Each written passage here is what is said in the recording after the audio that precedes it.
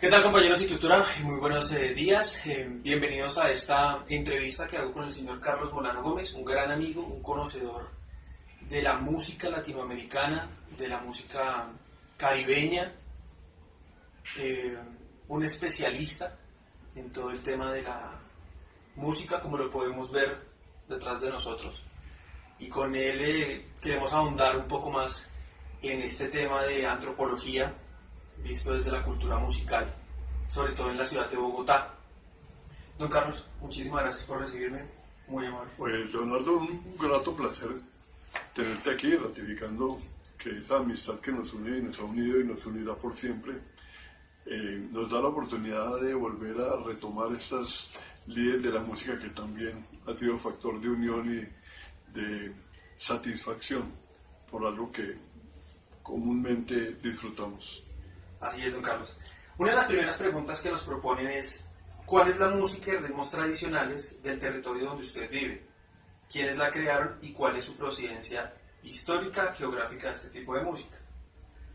Pues desde el punto de vista de la amplitud musical, no podríamos pensar en una ciudad primigenia con bambucos, con valses, con pasillos que han quedado en el recuerdo, en el recuento de lo que es una historiografía musical, pero que hacen parte de una de las orillas, una de las aristas, pero no ya la única. El solo hecho de los movimientos geográficos y culturales de las gentes buscando la capital en Colombia, pues hace que tengamos aquí en la capital, en Bogotá, un sinnúmero de culturas habitando y compartiendo de forma cotidiana y permanente. De tal manera que un contexto único encontrado como un elemento que se caligrafíe en una página, pues es realmente insólito pensar. En el campo de la música latinoamericana, Colombia, Bogotá, no es ajena a toda la transformación y la transculturización que ha venido desde los ancestros, si queremos remitirnos un poco a ese entorno, y podríamos suponer que la base tiene que ver con la colonización española en nuestra América, de la cual Colombia y Bogotá particularmente no fueron ajenas.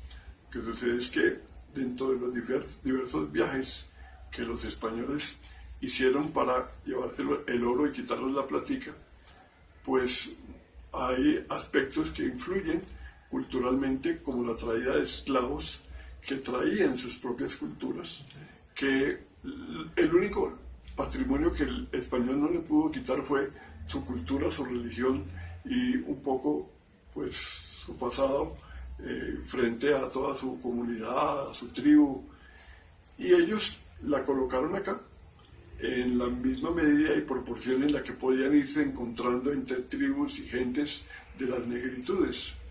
Y lo vimos en Cuba, lo vimos en la Gran Dominica o República Dominicana y Haití, lo vimos en Puerto Rico y naturalmente en el resto de las Antillas, sin que Colombia haya sido ajeno a ese patrimonio.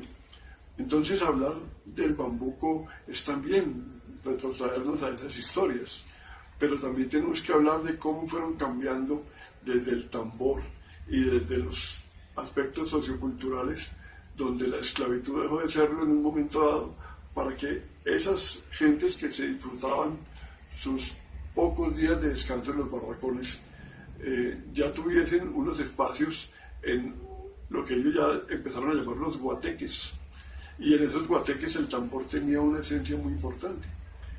En Cuba particularmente la rumba, el guaguancó, el columbia, el tambú, fueron ritmos generados por esa influencia del tambor venida desde el África, con unos manejos muy particulares que fueron instaurados en lenguaje comunicacional entre los esclavos, luego un lenguaje comunicacional entre las diversiones de quienes ya hacían parte de esos renovados movimientos ya no esclavizados. Y a partir de allí, pues cada instrumento fue adornando y fue participando en un modelo musical. Entonces, vale decir que el bambuco no fue ajeno a esa influencia africana, que no es un contexto tan andino como nos lo han hecho creer, y que, para empezar, la guitarra no viene de la madre patria o de España, sino, si nos remontamos un poco más atrás, viene de esa influencia árabe que por un poco más de 800 años dominó a España. Entonces, toda esa información musical es parte esencial del bagaje que pues estamos intentando revisar. En el tema de lo afroantillano, en el tema de lo caribeño hacia nuestra influencia, pues Cuba tiene un factor muy importante, y ya no solamente con el tambor, y ya no solamente con la guitarra, con la influencia que tuvieron los franceses con el violín, con la flauta, desde la Europa septentrional. Y a partir de allí, pues todas las grandes salas que se vivían en Europa con el piano y los conciertos fueron llegando en espacios un poco más reducidos para armonizar agrupaciones musicales. Entonces tenemos por un lado el ritmo, que incluía el tambor, ya sea las congas, el bongó, el timbal, un poco más adelante, y las armonías que estaban fundamentadas en la unión con el piano, pues el bajo, y a partir de ahí, pues otros elementos contextualizados que también eran parte de la percusión, pero que definieron como percusión menor. Entonces hablamos del güiro, hablamos de las maracas y hablamos de otros instrumentos pequeños, pero en síntesis todos ellos hicieron y han hecho parte de toda nuestra América y de todo el desarrollo que musicalmente ha tenido esa historia musical. Don Carlos, cuénteme, ¿cómo ha sido esa influencia que venimos hablando de los instrumentos, pero también desde la parte religiosa? Porque yo tengo entendido, hasta donde me acuerdo, que obviamente todos los afros que llegaron como esclavos también trajeron su religión, y esto venía también con una influencia muy fuerte desde su música, desde sus alabanzas, desde la forma de glorificar. Decíamos al comienzo que el africano llegó a nuestra América desnudo, que su único patrimonio era realmente la religión, su creencia religiosa y su cultura musical. Esos dos elementos, la bota esclavizadora, no se los pudo quitar. Entonces, la religión y toda la información de la creencia que el africano trajo dio una transculturización, un punto de contacto con lo que los españoles, a través de sus sacerdotes y su cultura religiosa católica, entraron a conectar dos puntos de cómo hablar de estos señores africanos que hablan de Changó y de Yemayá y otro tipo de deidades, y cómo aquí hablamos de Jesús, de María, de San Lázaro. Entonces vamos a conectarles, y este patrón religioso del africano lo vamos a conectar con un patrón religioso del español, y entonces vamos a hablar de la Virgen del Cobre, pero vamos a hablar realmente de la Virgen de la Misericordia o la Virgen del Carmen, y así sucesivamente. La influencia religiosa es casi que la base esencial del posicionamiento musical. ¿Por qué? Porque ellos adoraban sus dioses con música, porque ellos mantenían su cultura religiosa y su creencia a través de información, particularmente en la percusión, donde con los años, y vea usted cómo casi que desde comienzos del siglo anterior, los potentados y los dueños de la propiedad entraron a prohibir elementos percutivos dentro de los barracones y dentro de los esclavos libertos, porque consideraban que esa era una forma de comunicarse de carácter espiritual y un poco con ese contexto de los dioses, y aparecen todas las religiones por debajo, pensando en que estos señores podían tener información que les iría a hacer daño y que se podían comunicar y que iban a lograr el poder y a llenarlos de unas brujerías y unas circunstancias que particularmente se dieron en República Dominicana y en Haití, fundamentalmente. El budismo. El budismo y toda esa circunstancia que generó en Haití el oscurantismo. El oscurantismo. Sí, una serie de situaciones realmente muy fuertes, pero basados en la música, que es una música, pues digamos, básica, fundamentada, como dijimos ahora, en la percusión. Okay.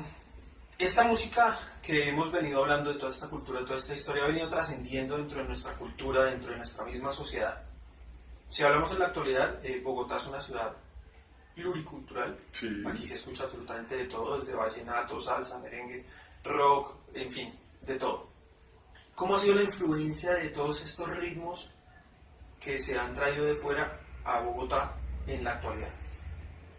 Pues cada época podríamos considerar, cada 10 años, cada 12 años, hay un comportamiento musical que se posiciona. Entonces vamos un poco atrás en el tiempo y las influencias van llegando desde diferentes latitudes de América o desde la Europa a la que nos referimos, a América, y desde América a cada lugar o a cada geografía del continente. Por ejemplo, en los años 50 viene una diversidad de movimientos y de ritmos que afloraron con la aparición de un grupo de rock en Liverpool, que eran los Beatles, o los Beatles, como los llaman los puristas. A partir de ahí empezaron una serie de movimientos. Entonces en los 50 escuchaban el bossa nova, el twist, el rock, pero con la unión de los mismos ritmos que autóctonamente cada región tenía. Entonces, en ese periodo de 10 años pudimos tener a todo el mundo en América bailando twist. Pero los de los años 60 vinieron todos a bailar ritmos afrocubanos, y ese potencial afrocubano que venía sumándose año tras año, década tras década, desde la aparición del son, del danzón, de la contradanza, del danzonete, del mambo, del cha-cha-cha, de la guajira, del punto cubano, se van uniendo y van aportando. Entonces viene todo un fenómeno que salió desde Cuba, se monta en los Estados Unidos, particularmente en la ciudad de Nueva York, y hablamos de la salsa. Y ha sido el movimiento que, a diferencia de lo que acabo de mencionar, no quedó en el tiempo en 10 años, sino que ya lleva cerca de 60 y sigue activo, y se sigue manteniendo y se sigue diversificando. Entonces ha sido uno de los casos más notables. Pero si hablamos, por ejemplo, en México, de la aparición de la música autóctona con el tema de la ranchera, esta ranchera vino y permeó nuestra América, vino y permeó nuestra república, y aquí el campesinado escuchaba rancheras, y el campesinado disfrutaba el huapango y disfrutaba todas las melodías, y se disfrutaba además la influencia del cine mexicano en Sudamérica. Entonces teníamos que hablábamos de María Félix, de Pedro Infante, de Jorge Negrete, de Pedro Vargas, todos ellos movidos a través del canto y la actuación. Y esa influencia fue generando pues nuestros propios intérpretes y cancioneros. Vino en los 60 un movimiento paralelo, como hablaba en el tema del rock, que fue un fuerte movimiento dedicado a la balada, que venía siendo inglesa y convertida en español. Entonces en Colombia tuvimos el Club del Clan, y tuvimos entonces a Harold Orozco, a Oscar Golden, a Claudia de Colombia, a Lida Zamora, todos ellos dentro de un marco de la balada. Paralelamente, nuestros ritmos autóctonos se defendían, y entonces desde la parte superior de nuestro país venían todos los amantes de lo que entre comillas llamamos la música tropical, y entonces apareció un Lucho Bermúdez, un Pacho Galán, un Edmundo Arias, y la música tropical, y nos enseñaron desde la costa norte al centro del país a bailar. ¿A bailar qué? La música tropical. Entonces unos bailaban guapangos, otros bailaban música tropical, otros se dejaban crecer el cabello y entonces cantaban baladas. Entonces la influencia viene de diferentes frentes, y otros tantos pues nos dedicamos a escuchar esa música cubana y a ponernos unos zapatos de diferente color, unas camisas un poco más floreadas. Entonces influye la música en la forma de actuar, de vestir, de compartir y de sentir. Y todo ello pues sigue presente. ¿Será que, don Carlos, en este punto podemos decir que toda esa tradición se está perdiendo o todavía sigue con esa influencia? Lo digo porque hay géneros que se han venido fusionando, como lo decía don Carlos, de la salsa. Ahora escuchamos salsa choque. Está muy pegado al reggaetón, un ritmo que pensábamos que se iba a quedar máximo 10 años y Qué tristeza. ya lleva muchísimo más. Y se ha venido fusionando también y se ha venido expandiendo. Y ahora escuchamos cosas como el trap. Bueno, en fin, eso se ha desglosado mucho. ¿Será que esos ritmos antillanos, será que toda esa herencia se ha venido perdiendo por esta influencia de los nuevos ritmos que están entrando? Yo pienso que los ritmos se van como sectorizando. Olvidamos dejar otros nombres en el recuento anterior como el tango. Y el tango hoy en día no ha desaparecido, tiene un reducto, tiene un grupo de gente dedicada al conocimiento, a la evaluación, al mantenimiento, a la tradición del tango. Pero también está el bolero. Y entonces toda esa aparición del bolero de los 50 que venía desde Cuba, que se monta en México. ¿Y por qué se monta en México? Porque la parte fundamental de esa llegada, de esa influencia y de ese crecimiento está en el cine, en la producción de muchas películas y lógicamente en la posibilidad de grabar. Estaciones de gran importancia como la RCA Víctor, como la Columbia, como la SICO, tuvieron pues un gran valor y una gran aceptación para que en las películas se incorporaran las voces. Entonces se hacía una película de allá en el Rancho Grande y entonces aparecían los rancheros y los cantando. Pero aparecían otras, entonces aparecía el machote y todos los modelos que se van encontrando desde las diferentes culturas e intereses culturales de los países y que van apropiándose. Entonces hoy hablar de la música electrónica, que ya significa un poco desactualizarnos, porque ya hay más cosas, es toda una influencia europea de ritmos electrónicos, donde los sonidos nacen no de las cualidades del músico, sino de las capacidades de quien genera efectos, y envuelve a través de un golpe de tambor y de bajo a la gente para que haga un pum, pum, pum, y con eso ya decimos que hay un baile. Pero efectivamente la salsa ha ido tomando una postura, sus adeptos se mantienen, el fenómeno sigue intacto, diría yo, aun cuando ya no suena comercialmente en la radio como sonaba 10 o 15 años atrás, razones propias a los cambios generacionales y los gustos de un hombre de 40 años hacia adelante son ya bien distintos al de 39 hacia atrás. Entonces cada uno de ellos va buscando sus propios movimientos musicales. Una persona entre 18 o 15 y 25 años tiene unos gustos muy cercanos y se habitúa a la influencia comercial de las estaciones de radio que colocan lo que está pegando, lo que le ha permeado a la psiquis del joven y con eso facturan, con eso venden y con eso viven. Entonces ese grupo de personas pues potencialmente no tenga la oportunidad por el sesgo que el sector comercial de los medios de comunicación va estableciendo y pues van perdiendo la comunicación hacia adelante. Si nos devolvemos con el tema del bambuco, ¿eso qué es? ¿Cómo se come? ¿Qué es esa vaina? Lo mismo diríamos de otros ritmos, pero curiosamente hay algunos que se alcanzan a colar y uno encuentra curiosamente que hay jóvenes que le dedican un ratico al romanticismo y que escuchan un bolero. Hay casos. Y volviendo a las personas de mayor edad, pues van a mantener en el tiempo la música que conocieron, con la que vivieron y compartieron cuando eran esos muchachos jóvenes. Entonces, en los 70s, la salsa, influenciada fundamental en el fenómeno Fania, tuvo una presencia muy importante, no en Nueva York, desde Nueva York en toda América. desde Nueva York hasta la Patagonia.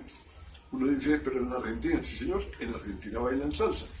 Y pues digamos que si nos devolviéramos, Carlos Torres, por ejemplo, Leo Marini y Lucho Gatica, todos ellos eran del Cono Sur, Argentina, Chile y demás, y fueron subiendo y llevando su música hasta México y Estados Unidos.